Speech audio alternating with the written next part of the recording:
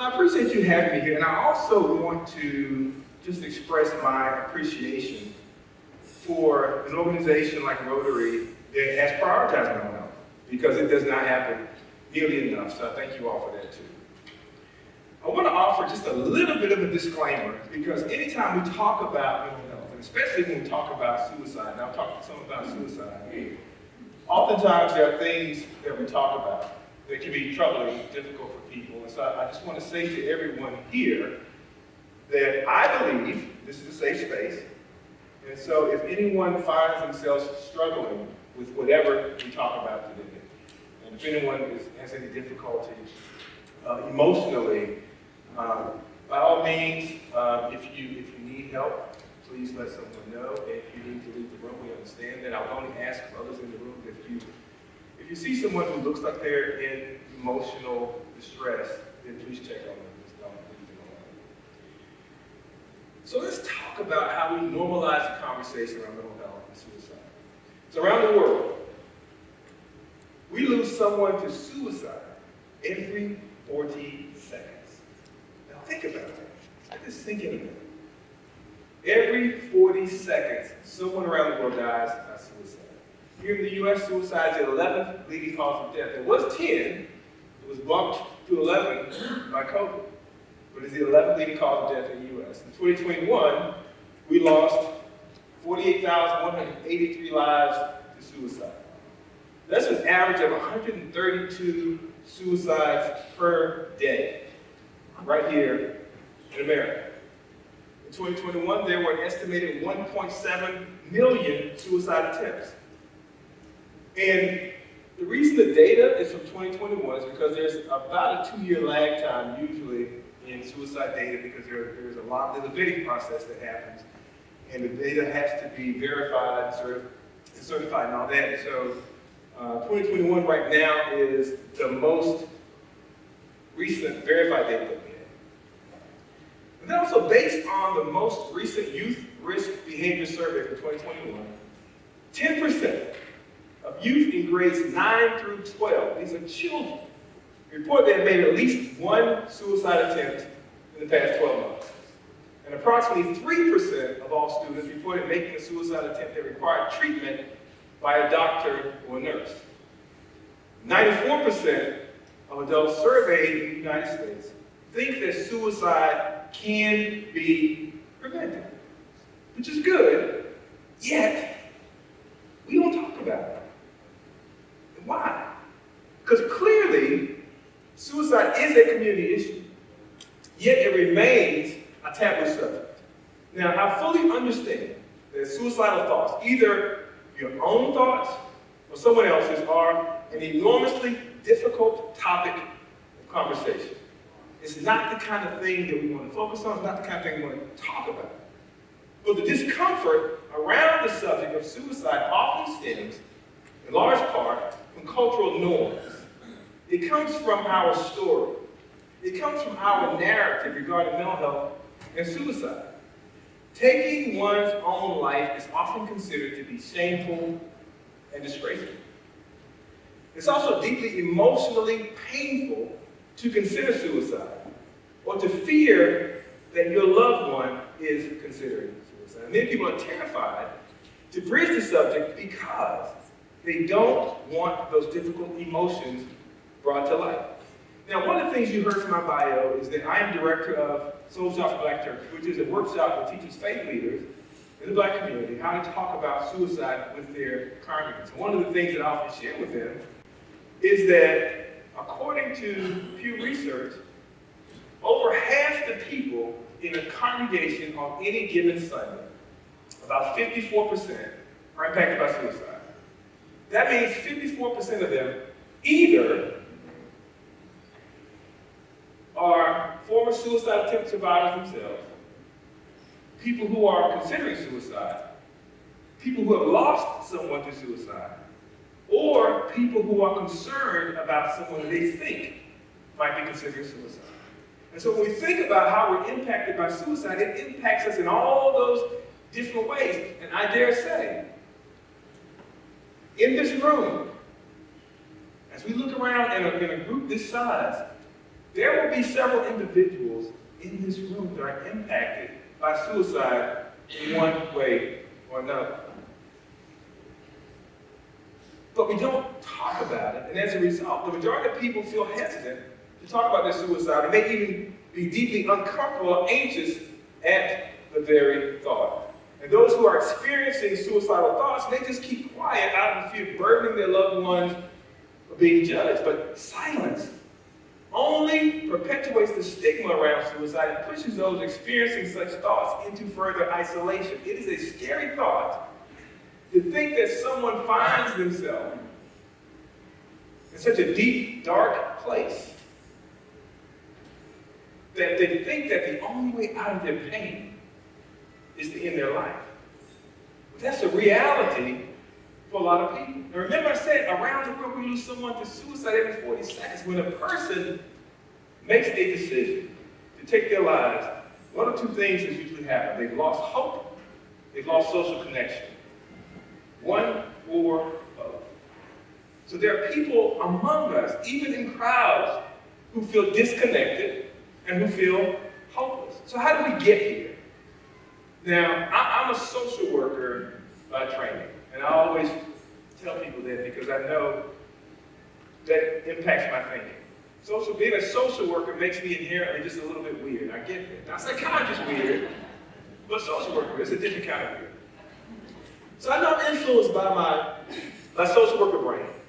But I believe that the way that we make sense of the world, the way that we define what is normal, is a combination of our disposition and our life experience. By disposition, I'm referring to those innate qualities and characteristics that influence our personality. We're born with it. And it helps to shape how we navigate the world around us. And so some of us are just naturally introverted. Some are naturally extroverted. Some people are more high-strung than others. We all have different personalities. I often use my two boys at home. They're 12 and 10. And so even now, their personalities are starting to shift a little bit as they get older. Because they're now becoming wiser about how to get around Dad. They hadn't figured Mom out yet, but they know how to get around Dad. That's pretty easy. But my two boys, Alonzo, who's a 12-year-old, has always been a rule follower. That's his personality. You show him a rule, he is going to follow it. He's going to learn it. He can recite to you what the rule is, and he can recite what the punishment should be for anybody who violates that rule. And he believes that we should follow our own rules to the letter of the law. And if he thinks for a moment that he has disappointed you and he's broken the rule, you can see it in his face. His eyes start to tear up. His lips starts to quiver. And he starts to try to figure out, how can I make this right? I am so unworthy, I have failed you. That's his personality. Now the other one, not so much. My younger one, if I were to give him a clinical diagnosis, it would be he is a different kind of cat. That's his personality. He's one of those kids that has never seen a couch that he didn't think he needed to climb up on the back of and see how far he could propel himself across the room. He's one of those kids that I don't care what you ask him, the answer is no. And the answer is no because you want to hear something else, but you're going to get no. Carter, did you have a good day today? No. Did you have a good day at school today? No. Did you go to school today? Nope. Back to the pandemic. Now, granted, both of these boys are excellent students. Personality difference. Back to the pandemic, they were having lunch inside the classroom. And so one day, the teacher, or the principal, sent my wife a text message. And she said, Carter is so sweet. I was in the classroom today as they were having lunch. And Carter offered me some of his lunch.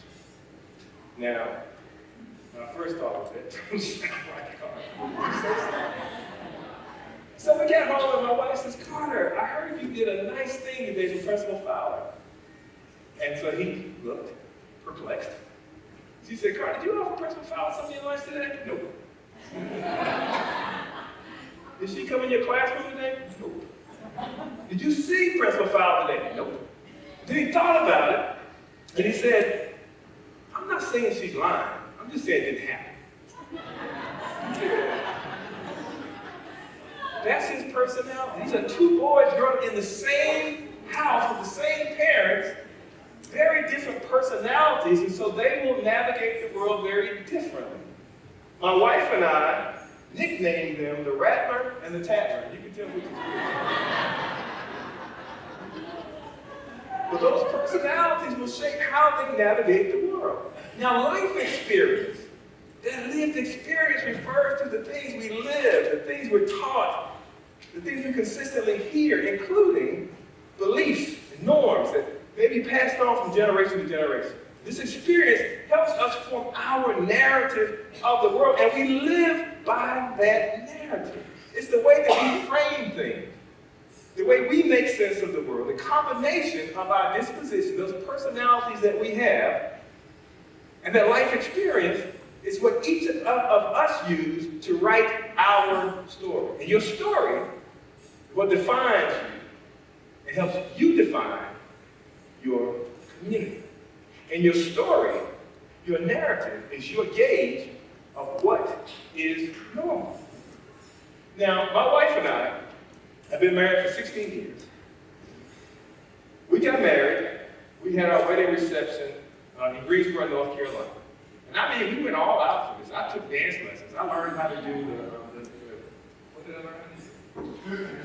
Swing dance. Well, I never did that. I didn't know I had been for 16 years. We took swing dance lessons. And then we had a live band, and we had a 6-course meal. For me, it was big time. I'm from Plymouth, North Carolina. Plymouth, population 4,000. So this was big for me. But something happened at that wedding reception that I have not forgotten about to this day. We were having our salad, the first course of the meal, and then they did something that shook me to my core. They started bringing out sorbet in these little cups. And I got hot. I was angry. My wife asked me, what's wrong? I said, don't worry about this. I got it. I'm going to handle this. I walked up to the front desk in my tuxedo. The lady at the front desk saw me coming. She said, Mr. Armstrong, is everything okay? I said, no, it's not. She said, what's wrong, sir? I said, they brought dessert before they brought out the main course. She looked shocked and she said, oh my God, what did they bring out? I said, they brought out sorbet. And then I took a step back as if to say, now what you gonna do about it? She looked at me very calmly and said, sir, sorbet is not your dessert. It's your palate cleanser. I said, oh.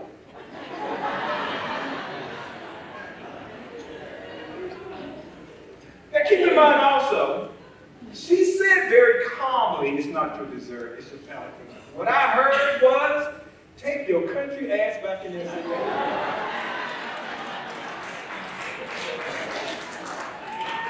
But remember, I am from Plymouth, North Carolina. We didn't eat sorbet, we had ice cream. If we didn't have sorbet, we didn't have it after the salad. We didn't eat salad, we ate collard greens. But we didn't have sorbet in the middle of a meal. So I was operating based on what I knew, what I had been taught, and my world was very small. But as I learned different, and I learned better, I applied what I have learned. And now to have a conversation about sorbet as a palate cleanser, guess what? That's normal conversation to me now. What normal conversation to me back then?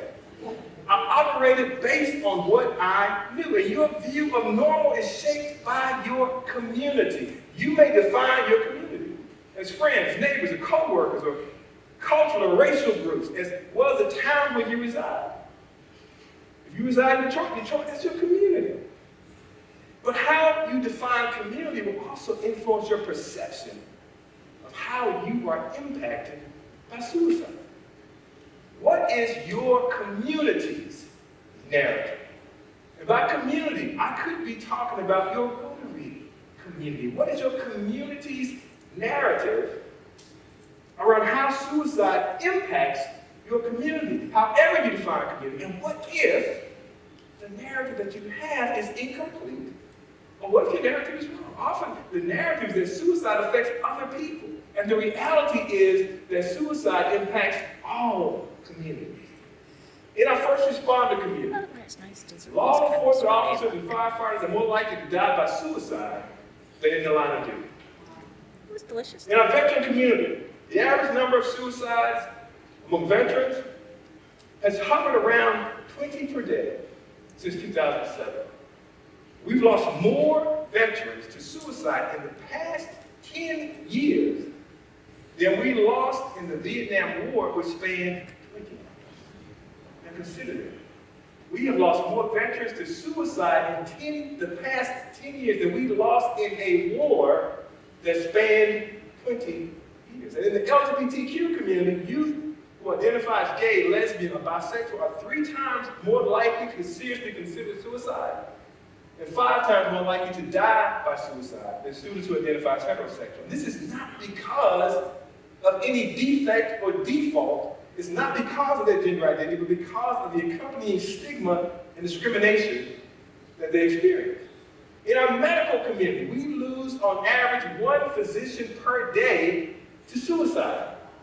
Consider that this impacts not only the physician, but every family member, neighbor, coworker, friend, and patient of that physician.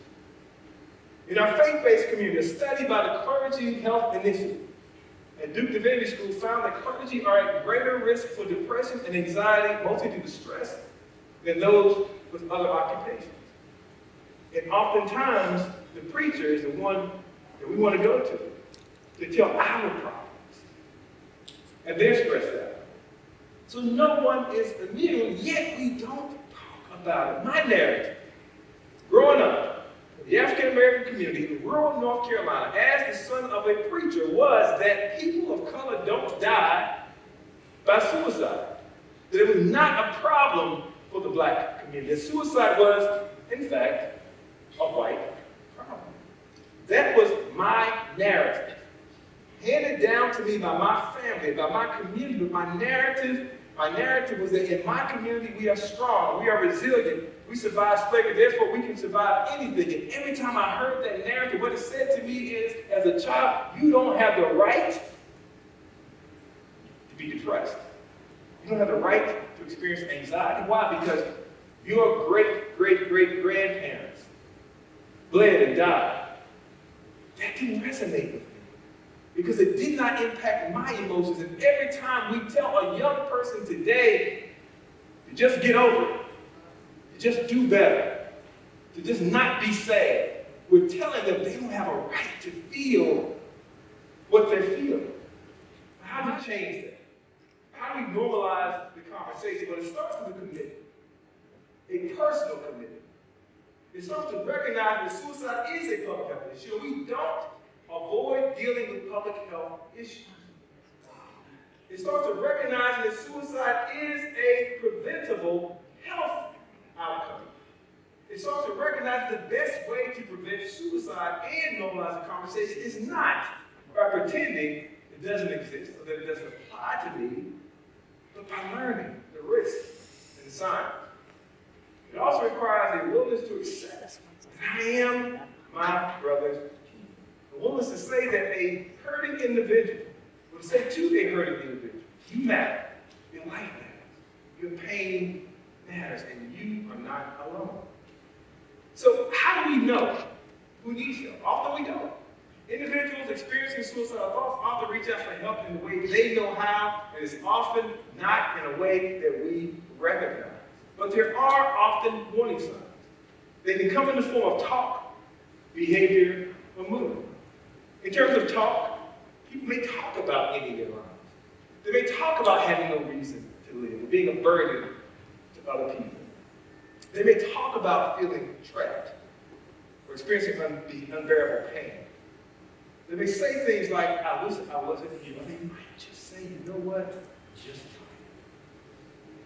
And if we don't follow up and ask them what that means, oftentimes, they may feel like we're not trying to connect, that we don't acknowledge their pain. It may be behavior. You may see an increased use of drugs or alcohol.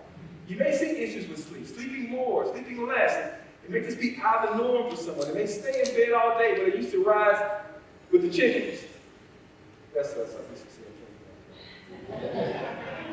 They may be acting recklessly or withdrawing from activities or isolating from family and friends or looking for a way to kill themselves. People, if you find that your child, your brother, your sister, your friend, your coworker is online looking for ways to end their life, that's a sign. That they give away their possessions. When people start giving away prized possessions, you want to ask why. Well, you may see abrupt changes in behavior.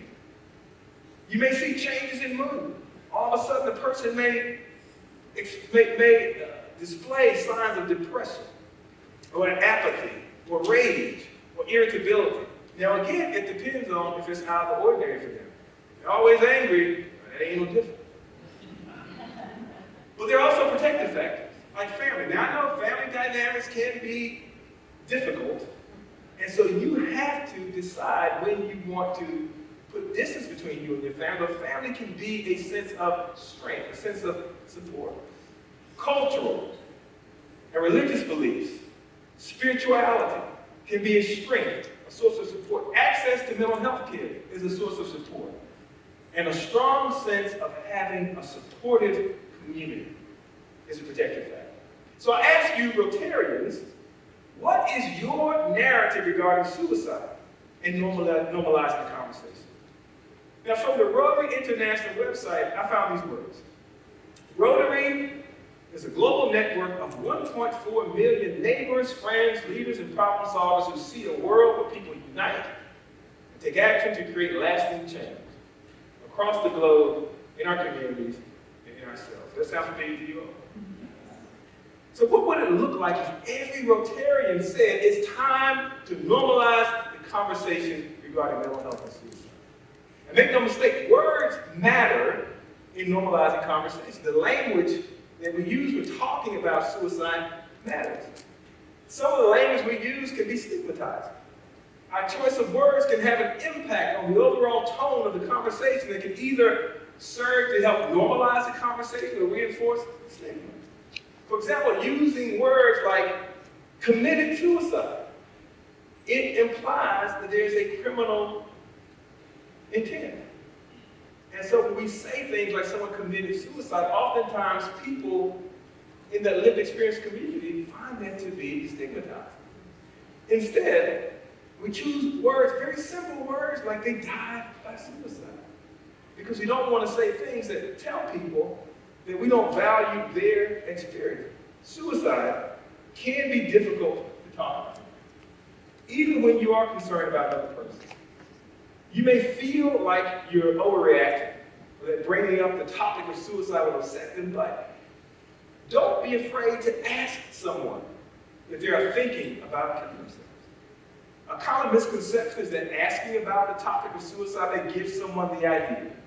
The opposite is in fact true. Often talking about suicide can reduce risk as people begin to feel more supported once they can tell someone what's going on with them.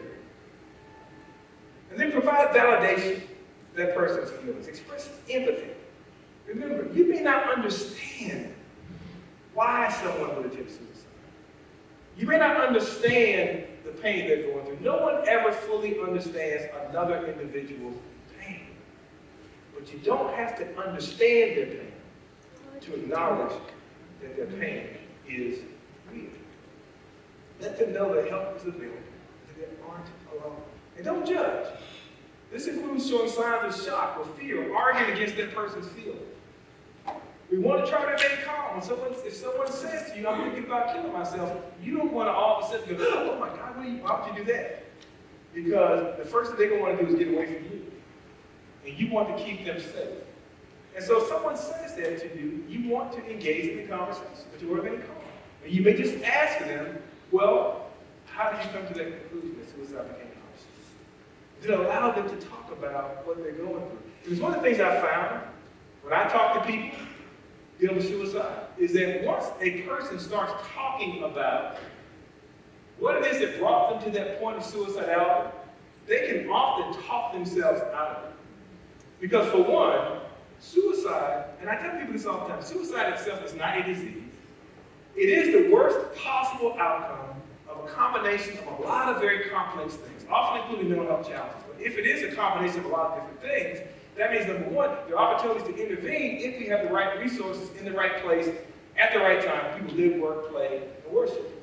But it also means that whatever you see in front of you may not be the thing that's at the core of what they're doing. Oftentimes, suicidality goes back to trauma that someone may have experienced years and years ago. And as they start to talk about it, they may start to unravel those things themselves. I can't tell you how many times I have been upset with my wife. I'm going to give her a piece of my mind. And I'm going to tell her what she did that has me so upset.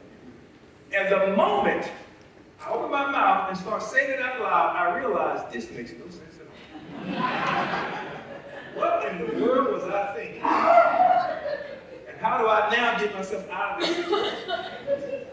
Oftentimes, we begin to say things out loud. We can process things. We can oftentimes figure things out, work things out for ourselves. I one time was hot with my wife because she was taking all the closet space. How much closet space does one person need? You got all the closet space. I got nothing. Let me go down here right now, and I'm going to take inventory. I'm going to show her how this works. And as I took inventory, I realized I got more closet space than she does. So let's not have that conversation.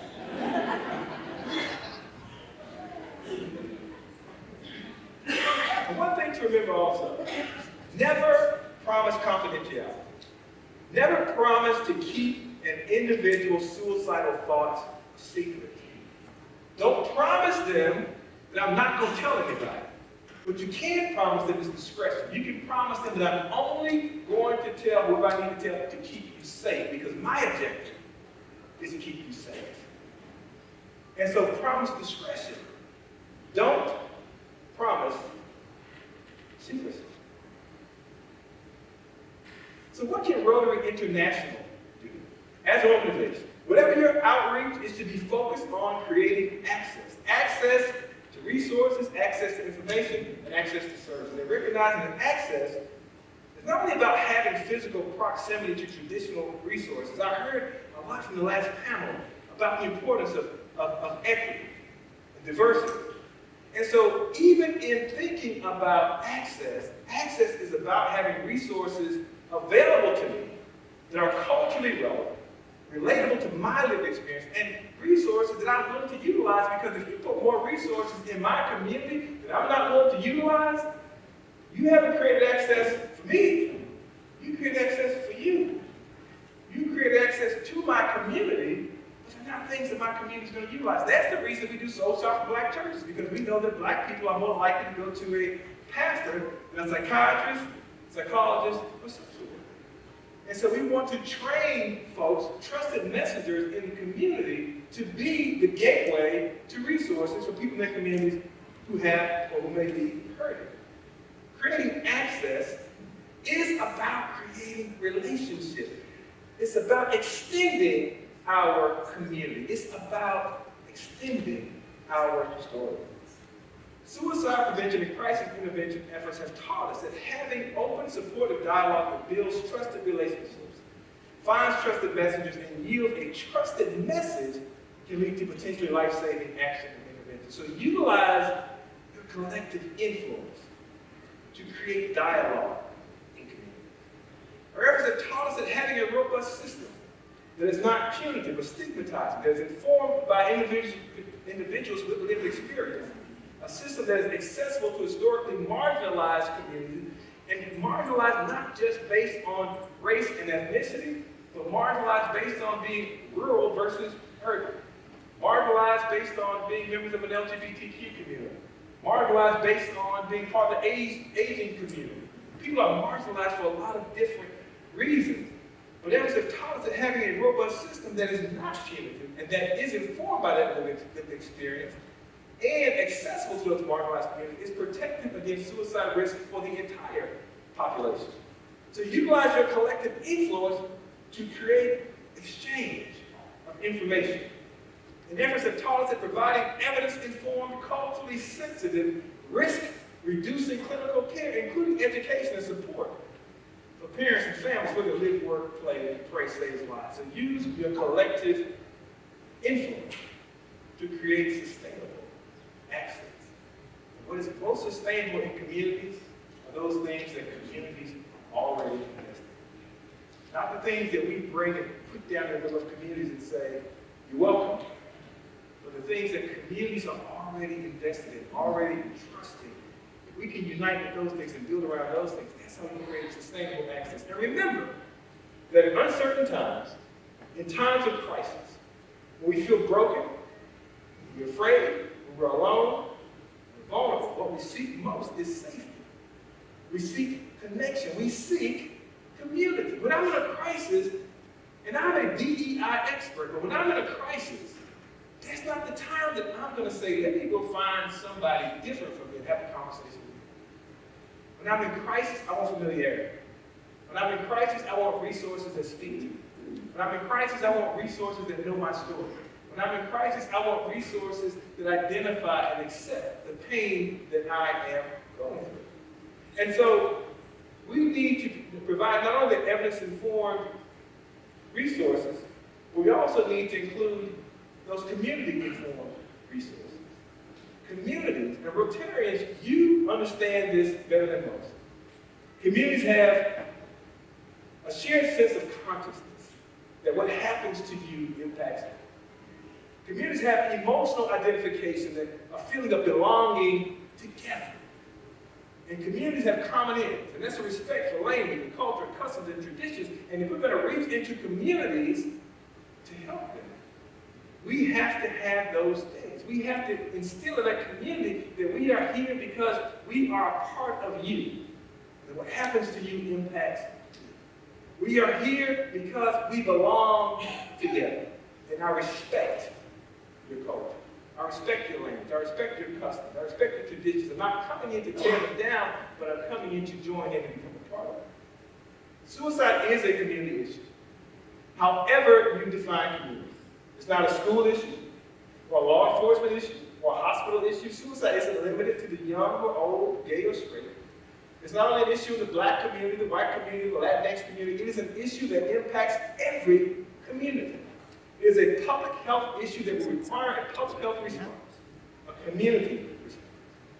Normalizing the conversation, in many ways, is about rewriting our story.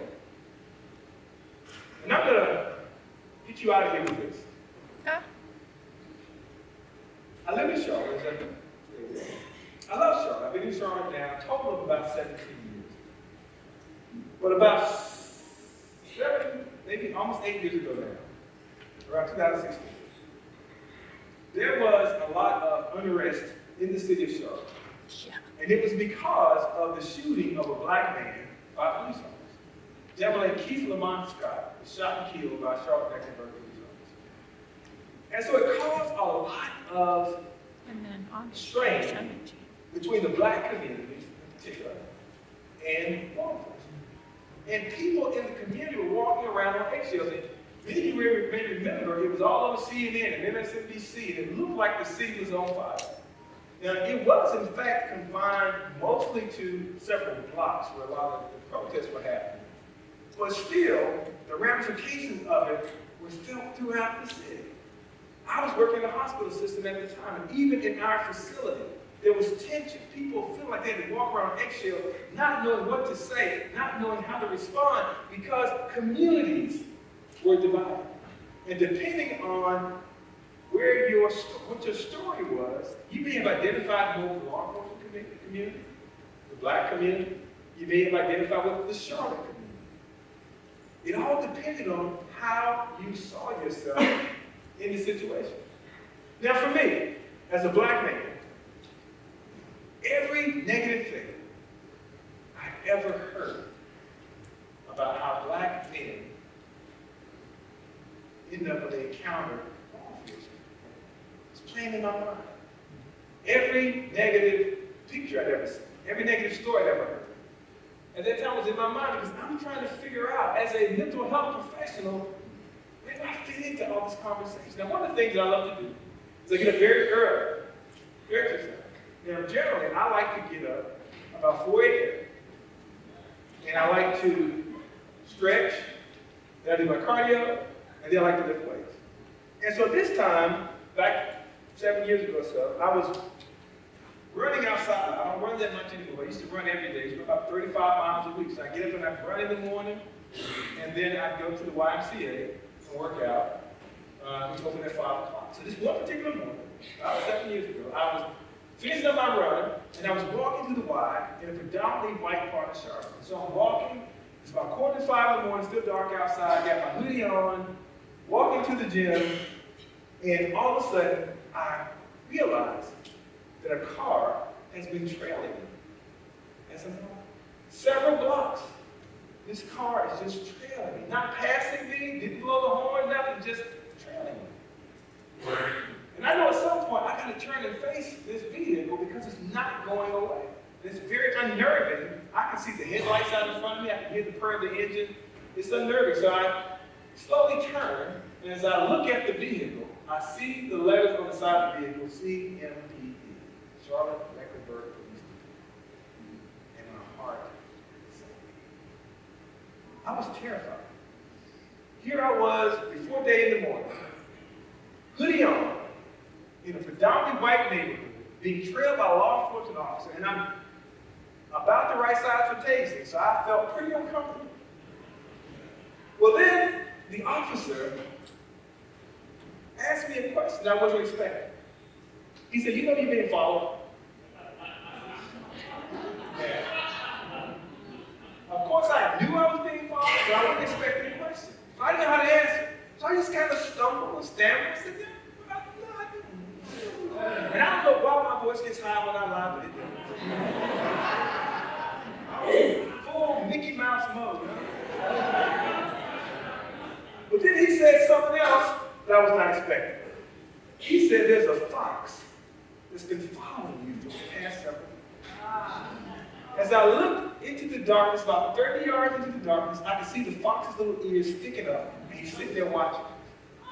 He said, "Sir, we've been having reports of a rabid fox in the community, and I wanted to make sure that he was not going to bother you.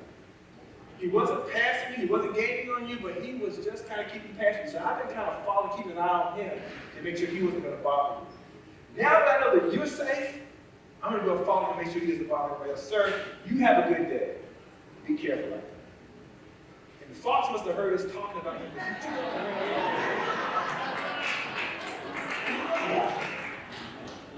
Now, I tell that story for a couple of reasons. One is because, as I tell that story, everybody, based on your story, start to go someplace with that narrative. Now, for some folks, when I say I get up at 4 o'clock in the morning, I lost you already. That makes no sense to you.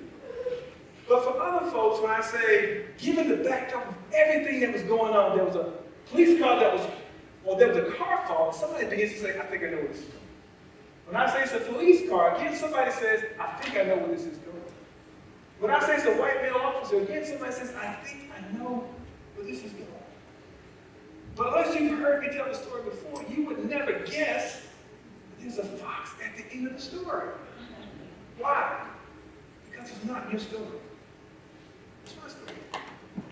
And so oftentimes I ask people, even as we're reaching out to communities, are we finishing people's stories based on our story? Are we allowing people to finish out their own stories? What is the narrative that we have, who they are, what they need, what they want? What if it's different than what we think it is? But we allow the story to play. We allow them to tell the story. We may find out the end of the story is different than what we anticipate. Now, the other reason I tell that story is this. I mentioned that in that moment, I brought all of my pain. I brought all of my confusion. I brought all of my fear. But in one instant, that officer changed everything. And he said, "Sir, I want to make sure you are okay." He connected with me. Every negative thought I had about law enforcement vanished. my story changed. That officer, I do not know his name, but he's forever a part of my story. And so every time that you reach into a community, every time that you offer somebody a hand up, and every time you have a conversation with somebody who might be on the brink of ending their lives, you become a part of their story. You may not ever know who they are, but that one person that you stop and say, "You're crying, are you okay?" You might be the person that saved their life. You can't necessarily change someone from a state of suicidal thinking to a state of non-suicidal thinking in one conversation, in one day. Oftentimes, it takes months, even years. But you can save a life. One conversation. And it starts with us having the willingness to normalize that conversation. Normalizing conversation. It is about recognizing that we have responsibility to every man, woman, and child who has ever suffered in silence through fear, shame, stigma, or simply a lack of access to resources. It's about saying that the change has to start someplace. And